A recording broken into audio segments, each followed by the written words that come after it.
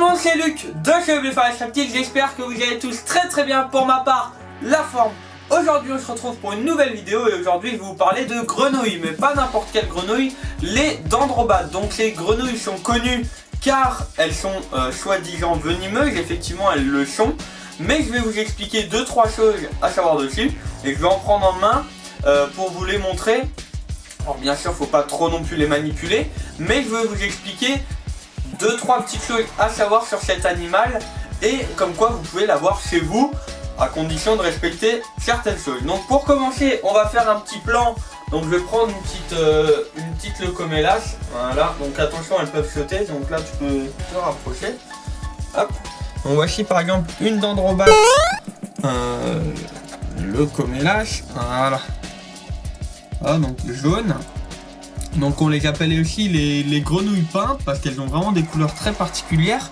Et par exemple là j'ai de l'azuréus. Donc je vais les... Hop, là j'en ai une en main. Voilà, donc le but c'est pas de les garder trop longtemps en main. Donc voilà, donc ce qu'il faut savoir sur ces grenouilles, c'est que dans la nature, elles vont être très venimeuses. Pour vous donner une idée, dès qu'on la touche, avec une seule neurotoxine, enfin avec une seule toxine, elle peut tuer jusqu'à 10 personnes. Donc c'est vraiment sur leur peau, elles ont des substances très toxiques. Et en fait, cette substance là en fait est très intéressante pour les chercheurs car elle se rapproche de très près à la morphine. Pour vous donner une idée, cette toxine, certaines molécules qui à l'intérieur vont être 10 fois plus puissantes que de la morphine. Donc ça peut être vraiment très intéressant. On va également les utiliser dans le domaine médical. Donc là vous allez sûrement me dire, mais comment tu fais pour en avoir à la maison et les prendre en main? Il faut savoir que des dendrobates, vous allez en avoir de plein de couleurs différentes. Vous allez en avoir des vertes, vous allez en avoir des jaunes, vous allez en avoir des bleus, donc l'azuréus, vous allez en avoir plein.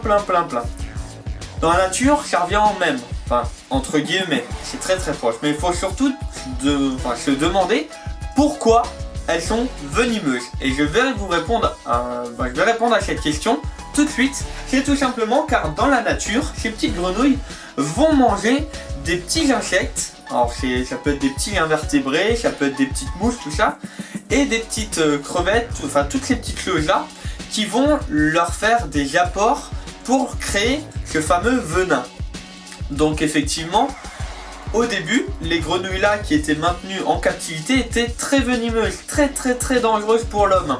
Sauf qu'avec les années, à force qu'elles mangent autre chose, comme des petites mouches, des petits insectes, elles ont perdu justement ces petites glandes qui vont leur permettre, enfin elles n'ont pas perdu les glandes, mais elles n'ont plus rien à l'intérieur pour créer cette toxine, d'accord? Donc maintenant, ces grenouilles qu'on maintient en captivité, effectivement il faut quand même se laver les mains, c'est ce que moi je vais faire après, mais elles n'ont plus du tout de toxines à travers leur peau, ce qui fait que vous pouvez en avoir chez vous. Attention, si vous en avez chez vous, il faut quand même des choses comme de la lumière, un endroit humide, de l'eau, enfin quand même pas mal de choses pour le maintenir. Ça je vais en faire prochainement sur la chaîne des vidéos explicatives sur comment en avoir chez vous. Voilà les amis, c'était vraiment une toute petite vidéo mais vraiment très instructive je pense. Et comme quoi voilà donc là elle fait Spider-Man. Donc ça c'est une belle femelle. Donc vous voyez elles peuvent très facilement escalader et dans la nature, à travers leur peau, elles ont ces fameuses glandes. Vous avez juste à la toucher. Hop, elle est descendue. J'en ai une autre là-bas derrière, ou une là, voilà. Dans la nature, vous avez juste à la toucher comme celle-là, et vous avez déjà été contaminé au niveau de votre peau.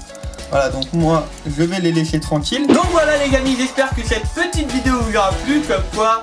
Voilà, faut se méfier de ce qu'on peut entendre parce que ces grenouilles sont dans la nature très dangereuses, mais en captivité ne le sont pas forcément. C'est le cas également pour beaucoup d'autres reptiles ou beaucoup d'autres bêtes qui dans la nature peuvent être très dangereuses, mais à force d'être maintenues en captivité avec les années ou avec l'éducation tout simplement, sont quand même nettement moins dangereuses.